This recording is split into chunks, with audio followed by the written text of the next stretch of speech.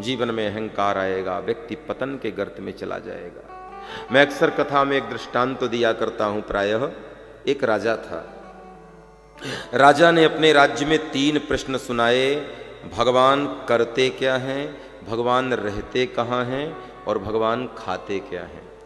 बड़े प्यारे प्रश्न हैं। 3 प्रश्न राजा ने सुनाए और राजा ने कहा इन 3 प्रश्नों का जवाब, 3 प्रश्नों का उत्तर जो मुझे दे देगा, मैं अपना आधी राज्य की संपदा उसके नाम कर दूंगा, अपना आधे राज्य का वैभव उससे दे दूंगा।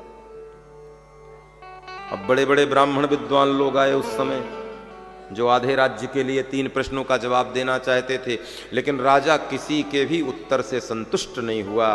भगवान करते क्या हैं, भगवान रहते कहाँ हैं और भगवान खाते क्या हैं। और जब राजा के 3 प्रश्नों का उत्तर कोई नहीं दे पाया तो राजा ने मंत्रियों को कहा कि सुनो, जंगल में जाओ और जंगल में कोई ऋषि मुनि संत अभ्यागति अतिथि मिले, उसको लेकर के आओ, शायद वो मेरे प्रश्नों का उत्तर दे दे।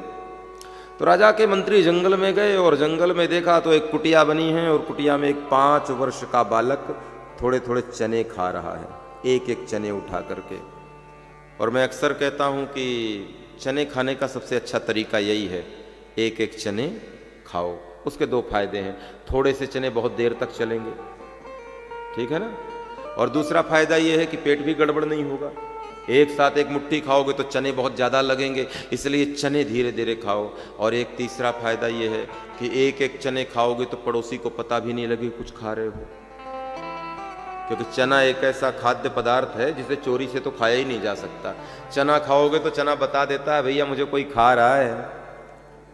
तो बालक एक एक चने खा रहा था। राजा के मंत्रियों ने पूछा, ब्राह्मण देवता आपके गुरुजी कहाँ हैं? बोले गुरुजी तो नगर में भिक्षा लेने के लिए गए हैं। अच्छा, भिक्षा लेने के लिए गए तो कब आएंगे? बोले रात्रि में आएंगे, लेकिन कोई काम हो तो बताओ, मैं उनका अधिकारी चेला हूं, एकलौता शिष्य हूं, जरा बताओ तो सही क्या बात है।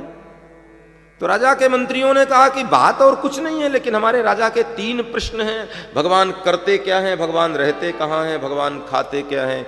इन 3 प्रश्नों के जवाब लेने के लिए आए हैं, सोचा है आपके गुरुजी शायद दे दें। हम बालक मुस्कुराया, बोले इतनी छोटी सी बात के लिए गुरुजी की जरूरत क्या, ये तो मैं ही दे दूंगा। अच्छा, बड़े बड़े संत, बड़े बड़े ब्राह्मण, बड़े बड़े विद्वान, वक्ता, यशस्वी, मनस्वी सब हार गए और ये 3 प्रश्न हैं, भगवान करते क्या है, रहते कहाँ है, खाते कहाँ है। इतने जटिल कठिन प्रश्नों से उत्तर से राजा संतुष्ट नहीं हुआ। और तुम उत्तर दोगे? बोले बिल्कुल। हाँ तो बोले देना, भगवान करते क्या है। बच्चे ने कहा मूड समझ रखा है क्या? बोले क्यों? अरे तुमको उत्तर दे दूंगा तो तुम अपना नाम लगा के बता के आधी राज्य तुम ले लोगे। उत्तर मुझे देना है, उत्तर राजा को सुनना है, तो तुम्हारे सामने बोलने से क्या फायदा, चल करके राजा के सामने देंगे। मंत्रियों ने सोचा बड़ा बुद्धिमान है, तार्किक है, ले जाना चाहिए। रथ में बैठाया और ले आए। और जब रथ में बैठा करके राजा के सामने प्रस्तुत किया बालक को, राजा ने कहा जंगल गए थे? बोले हाँ। सबसे छोटे वाले बाबा जी यही मिले हैं क्या? इनसे थोड़े से बड़े नहीं मिले थे क्या? अरे बोले महाराज बड़ा तार्किक बालक है, इसकी कुटिया से जंगल से लेकर नगर तक आते आते इतना प्रवचन सुनाया, इतना प्रवचन सुनाया, इतना प्रवचन सुनाया कि मन तृप्त हो गया। और हमें पूरा भरोसा है आपके प्रश्नों का जवाब ये देगा। अच्छा, इतना विद्वान है? बोले हाँ। तो राजा ने धीरे से पूछा, महाराज बताओ भगवान करते क्या है? बालक ने कहा सबसे पहले तो ये बताओ तुमको राजा किसने बनाया? बोले क्यों? बोले तुम्हारे ऐसा मूढ़ राजा हमने आज तक नहीं देखा। बोले क्यों?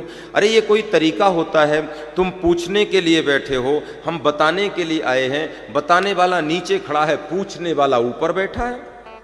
ऐसा थोड़ी होता है, बताने वाला ऊपर बैठता है और सुनने वाला नीचे बैठता है, क्योंकि उसे ज्ञान लेना है। ऊपर से कोई वस्तु नीचे आएगी तो स्वाभाविक रूप में हृदय में आएगी।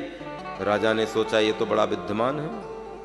ऊपर बैठने का मतलब ऐसा मत समझना कि हम बड़े हैं इसलिए ऊपर बैठे और आप छोटे हो गए नीचे बैठे हो। तो हम बड़े नहीं हैं भैया, देखो भाई हम तो चौकी पे बैठे हैं, चौकीदार हैं, सीधी सी बात है। चौकी पे कौन बैठता है? चौकीदार। और जमीन पे कौन बैठता है? जमींदार। और चेयर पे चेयरमैन। तो भैया चौकीदार करने, चौकीदारी जो करता है वो चौकी पे, इसलिए हमें जैसे ही आदेश होता है 10:15 बज गए हैं, चौकीदार जी चलिए, तुरंत आ जाते हैं। और बार बार बीच में घड़ी देखते रहते हैं कहीं चौकीदारी ज्यादा देर तक न चली जाए। अपने टाइम में ही चौकीदारी पूरी हो जाए। बालक ने कहा ऊपर ऊंचाई पे बैठो सिंहासन पे और मैं नीचे खड़ा हूं, नीचे आओ। राजा ने कहा बात भी ठीक है, उठाया और बालक को ऊपर बैठा दिया। और जब बालक को ऊपर बैठाया तो राजा ने कहा अब तो बताओ भगवान करते क्या हैं। बोले अभी बात वहां पूरी हुई है, बड़ा विचित्र सा स्वभाव है तुम्हारा। नीचे बैठने वाले के माथे पे मुकुट है और ऊपर जो बैठा उसका माथा सूना है। राजा ने कहा बात भी ठीक है, तो मुकुट उतारा और बच्चे के माथे पे रख दिया। बोले महाराज अब विधि पूरी हो गई हो तो बताओ। बोले अभी भी एक चीज रह गई। क्या? बोले अभी तिलक तो करो तब तो कथा सुनाए। तो राजा ने तिलक लगाया और तिलक लाया और तिलक किया। बोले महाराज अब बताओ भगवान करते क्या है। बोले तेरे समझ में नहीं आई भगवान करते क्या है। बोले मतलब यही तो करते हैं, 15 मिनट पहले राजा तू था, अब राजा हम बन गए हैं। यह भगवान का काम है, कब किसको राजा बना दें और कब किसको राजा से रंक बना दें ये कोई नहीं जानता भैया, ये हरि का काम है। इसलिए किसी अभिमान में मत रहना कि अब हम राजा बन गए हैं तो राजा बने ही रहेंगे। बलि चढ़े आकाश को प्रभु भेजें पाताल। राजा प्रसन्न हुआ, राजा मुस्कुराया। बोले मेरा दूसरा प्रश्न है भगवान रहते कहां हैं। बालक ने कहा वो उत्तर तो देंगे, लेकिन उतनी दूर से चल कर आए हैं, कुछ खिलाया पिलाया नहीं, सीधे प्रवचन करवाने लगा, सीधे कथा शुरू करवा दी। कुछ खिलाओ पिलाओ तब तो कथा आगे बढ़े। तब कहते हैं राजा ने मंत्रियों को आदेश दिया जल्दी से बालक के लिए दुग्ध लेकर के आओ। और कहते हैं राजा के मंत्रियों ने एक पात्र में दुग्ध लाया और बालक ने पात्र पकड़ा और अंगुली पकड़कर उसे चलाना शुरू किया। 10 मिनट, 5 मिनट, 15 मिनट, 20 मिनट जब हो गए तब कहते हैं राजा ने कहा अरे महाराज उसमें शक्कर होगी तो घुल गई होगी, जल्दी पियो और बताओ भगवान रहते कहाँ हैं। बालक ने कहा मैं शक्कर थोड़ी घोल रहा हूँ। बोले फिर? बोले मैं तो इसमें ढूंढ रहा हूँ कि मेरे गुरुजी ने कहा था दूध में घी रहता है और आधे घंटे से ढूंढ रहा हूं, खबर नहीं कहां गायब हो गया, तुम देखो जरा। राजा ने कहा विद्वान जरूर हो लेकिन हो तो बच्चे ही, बौद्धिक ज्ञान नहीं है आपको। अरे दूध में घी रहता है तो ऐसे थोड़ी मिलता है। बोले फिर?